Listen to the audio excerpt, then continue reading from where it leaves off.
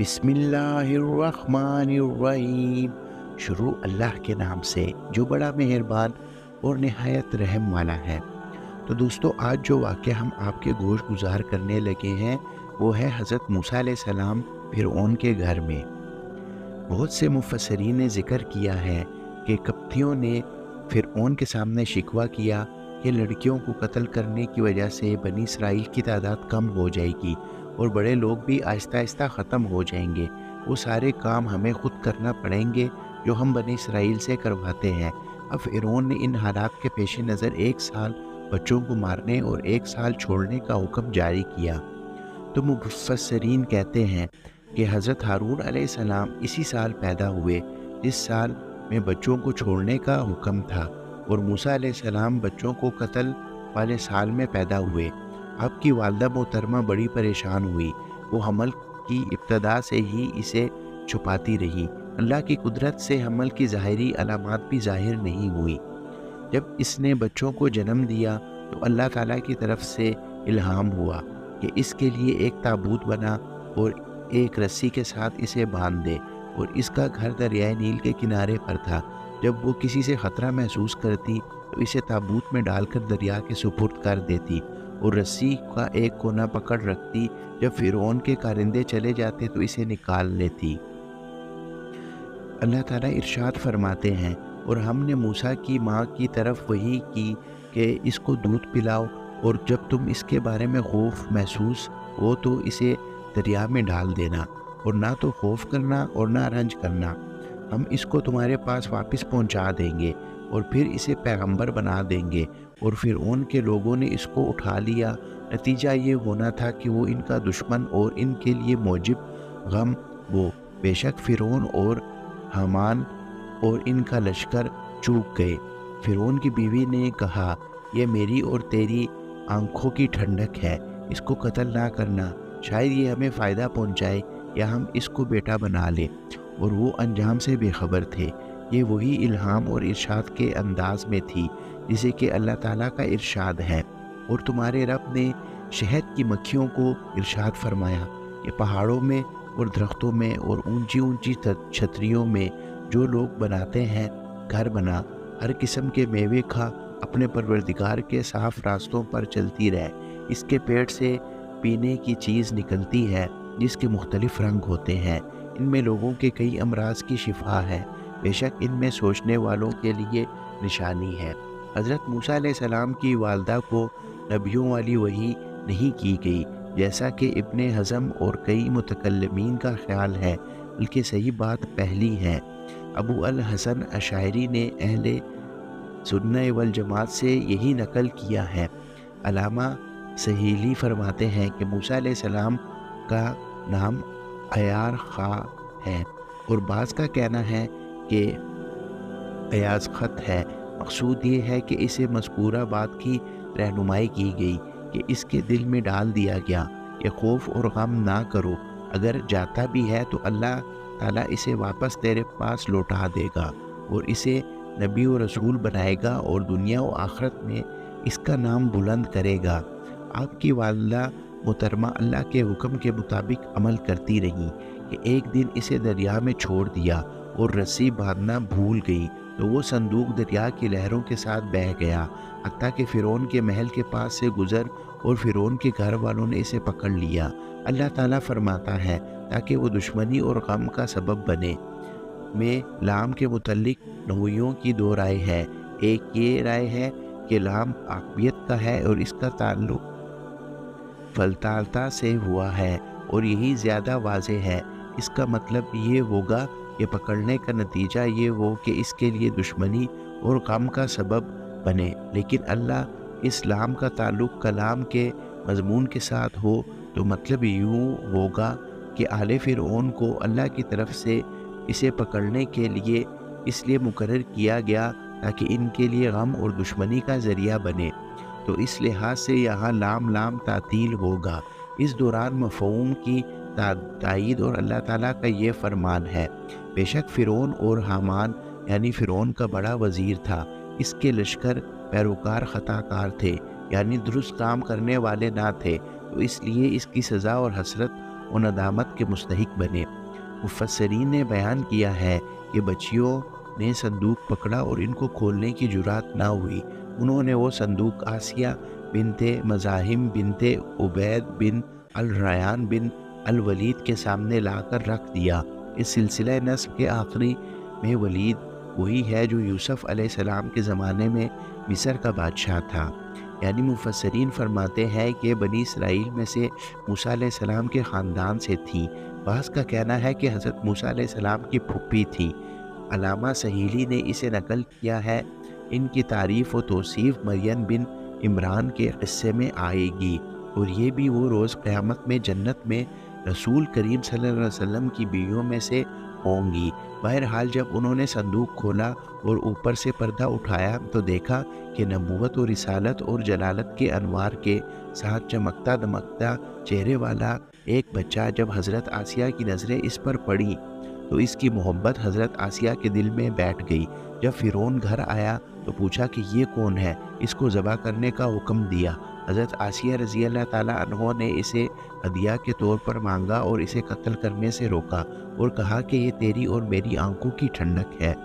فرعون نے اسے کہا یہ تیری آنکھوں کی ٹھنڈک تو ہو سکتا ہے، میری آنکھوں کے لیے نہیں، اور مصیبت زمان کی وجہ سے نازل ہوتی ہے، اللہ کا فرمان ہے، ہو سکتا ہے کہ ہمیں نفع دے۔ اللہ نے اس کی امید کے مطابق اسے نفع دیا کہ اسے ہدایت دے دی اور آخرت میں اس کے سبب سے اپنی جنت میں بسائے گا، گویا ہم اسے اپنا بیٹا بنا لیں۔ اور واقعی طور پر انہوں نے اپنا بیٹا بنا لیا کیونکہ ان کی اولاد نہیں تھی۔ اللہ نے فرمایا اور ان کو شعور نہیں تھا، یعنی وہ جانتے نہیں تھے کہ اس بچے کے ذریعے اللہ تعالیٰ فرعون اور اس کے لشکر پر کون کون سی مصیبت اور سزا نازل کرنے والا ہے۔ اہل کتاب کے ہاں یہ بات یوں ہوا ہے کہ موسیٰ علیہ السلام کو اٹھانے والی فرعون کی بیٹی درینہ تھی۔ ان کے ہاں اس کی بیوی کا بالکل تذکرہ نہیں، لیکن یہ کہنا ٹھیک نہیں، بالکل غلط بات ہے اور اللہ کی کتاب کو غلط قرار دینا ہے۔ اور موسیٰ علیہ السلام کی والدہ کا دل بے قرار ہو گیا۔ اگر اس کے دل کو مضبوط نہ کرتے تو قریب تھا کہ اس قصے کو ظاہر کر دیتی۔ غرض یہ تھی کہ وہ مومنوں میں رہیں۔ اس کی بہن سے کہا کہ پیچھے پیچھے چلی جاؤ، تو وہ اسے دور سے دیکھتی رہی اور ان لوگوں کو کچھ خبر نہ تھی، اور ہم نے اس پر دائیوں کے دودھ حرام کر دیے تھے۔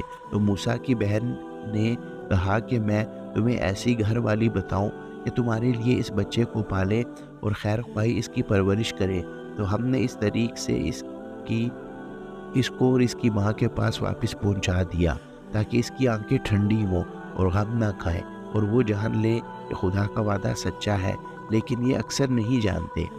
اللہ کے اس فرمان کے متعلق حضرت ابن عباس، مجاہد، اکرمہ، سعید بن جبیر، ابو عبید الحسن، قتادہ اور ضحاک رحم اللہ تعالیٰ اجمعین فرماتے ہیں کہ موسیٰ علیہ السلام کے سوا ہر چیز اس کے دل فارغ ہو گیا اور یقیناً قریب تھی کہ اس قصے کو ظاہر کر دیتی، یعنی اس راز کو فاش کر دیتی اور اعلان اس کے متعلق پوچھ لیتی۔ اگر ہم اسے صبر کی توفیق نہ دیتے تو اس کے دل کو مضبوط نہ کر دیتے۔ ماں نے موسیٰ علیہ السلام کی بڑی بہن کو کہا اس کے پیچھے چلی جاؤ اور اس کے حالات کی مجھے اطلاع دو۔ کے متعلق مجاہد نے کہا دور سے دیکھ رہی تھی۔ قتادہ نے کہا وہ انہیں اس انداز سے دیکھ رہی تھی گویا ان سے کوئی سروکار نہیں رکھتی، اس لیے فرمایا کہ اس کو اس بات کا شعور ہی نہیں تھا۔ واقعہ یوں ہوا کہ جب موسیٰ علیہ السلام فرعون کے گھر پہنچ گئے اور انہوں نے آپ کو دودھ پلانے کے لیے ہر طرح کے جتن کیے، ہر طرح کی کوشش کی، لیکن آپ نے تو نہ کسی عورت کے پستان کو منہ لگایا اور نہ ہی کھانا کھایا، اور وہ لوگ آپ کے معاملہ میں حیران ہو گئے۔ انہوں نے ہر ممکن طریقہ سے غذا دینے کی کوشش کی، سب کچھ بیکار ثابت ہوا، جیسے کہ اللہ تعالیٰ کا فرمان ہے کہ ہم نے اس سے پہلے اس پر دودھ پلانے والیاں حرام کر دی۔ انہوں نے دائیوں اور دیگر عورتوں کے ہمراہ بازار میں بھیجا کہ ہو سکتا ہے کسی عورت کا دودھ موافق آ جائے۔ وہ اسی حالت میں ٹھہرے ہوئے تھے، ان کے پاس لوگوں کی بھیڑ تھی۔ ازدحام تھا کہ اچانک آپ کی بہن نے آپ کو دیکھ لیا۔ اس نے یہ ظاہر نہ کیا کہ اس کو جانتی ہیں، بلکہ یوں کہا کہ میں تمہیں ایسے گھرانے کے متعلق بتاؤں جو تمہارے لیے اس کی پرورش کریں گے، اس کے خیر خواہ بھی ہوں گے۔ حضرت ابن عباس رضی اللہ تعالیٰ عنہ کہتے ہیں کہ جب آپ کی بہن نے یہ کہا کہ انہوں نے پوچھا کہ تجھے کیا معلوم وہ اس کی خیر خواہی کریں گے، تو اس نے کہا کہ وہ بادشاہ کی خوشی چاہتے ہیں، اسے فائدے کی امید رکھتے ہیں۔ لوگوں نے بچی کی جان بخشی کرا لی اور ساتھ لے کر اس کی رہنمائی میں آپ کے گھر پہنچ گئے۔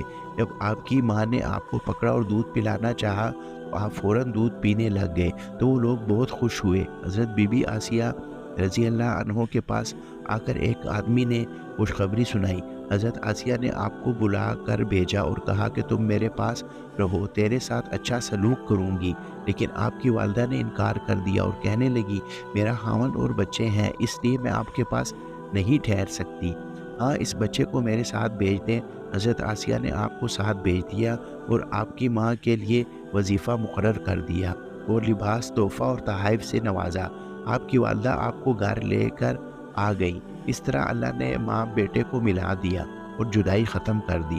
اللہ تعالیٰ نے فرمایا بس ہم میں سے اس کی ماں کی طرف لوٹا دیا تاکہ اس کی آنکھ ٹھنڈی ہو اور غم نہ کرے اور وہ جان لے کہ اللہ تعالیٰ کا وعدہ سچا ہے، لیکن اکثر لوگ نہیں جانتے۔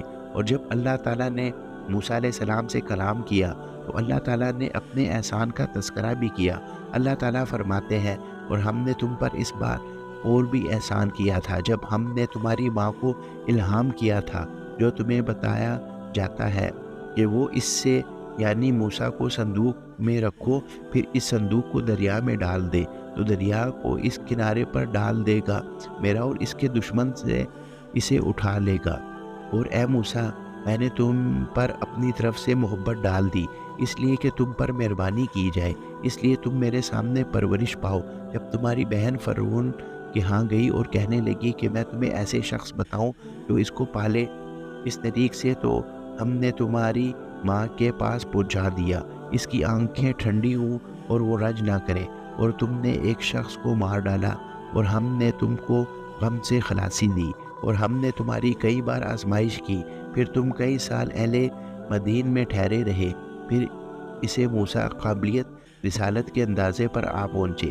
اس کی تفسیر کے متعلق حضرت قتادہ اور دیگر اہل علم حضرات رحم اللہ تعالیٰ اجمعین نے کہا کہ تجھے بہترین کھانا کھلایا جائے اور ناز و نعمت میں تیری پرورش کی جائے، عمدہ ترین پہنایا جائے، سب کے سب کام میرے سامنے اور میری حفاظت میں سر انجام پائے۔